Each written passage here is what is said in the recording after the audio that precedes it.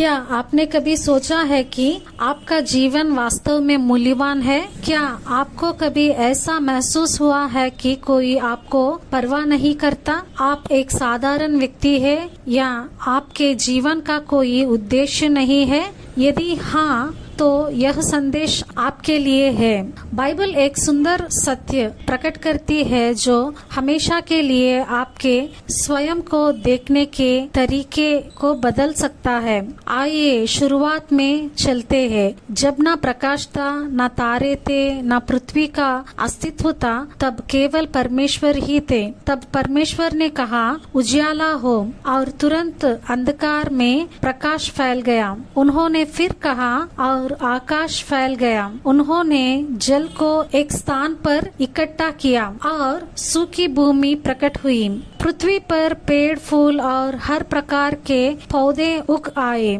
उन्होंने दिन पर शासन करने के लिए सूर्य को बनाया और रात को प्रकाश देने के लिए चांद और तारों को स्थापित किया। फिर परमेश्वर ने समुद्रों को मछलियों से, आकाश को पक्षियों से और पृथ्वी को हर प्रकार के जीवित प्राणियों से भर दिया। सारी सृष्टि परमेश्वर के वचन की सामर्थ्य से अस्तित्व में आई। लेकिन फिर सबसे अद्भुत क्षण आया। बाकी सारी सृष्टि से अलग मनुष्य को परमेश्वर ने अपने ही स्वरूप में बनाया। उन्होंने मनुष्य को भूमि की मिट्टी से रचा और उसकी नासिका में जीवन का श्वास फूंक दिया। उसी क्षण से मनुष्य सारी सृष्टि में अद्वितीय बन गया। पूरा ब्रह्मांड परमेश्वर के वचन से बनाया गया। लेकिन जब मनुष्य को बनाने का समय आया, तब उन्होंने उसे अपने ही हाथों से रचा। हमें परमेश्वर को जानने, उनके स्वभाव को प्रतिबिंबित करने और उनके साथ संगति में जीवन बिताने के लिए बनाया गया है। पहाड़ उनकी महानता का वर्णन करते हैं, समुद्र उनकी सामर्थ्य को प्रकट करते हैं, तारे उनकी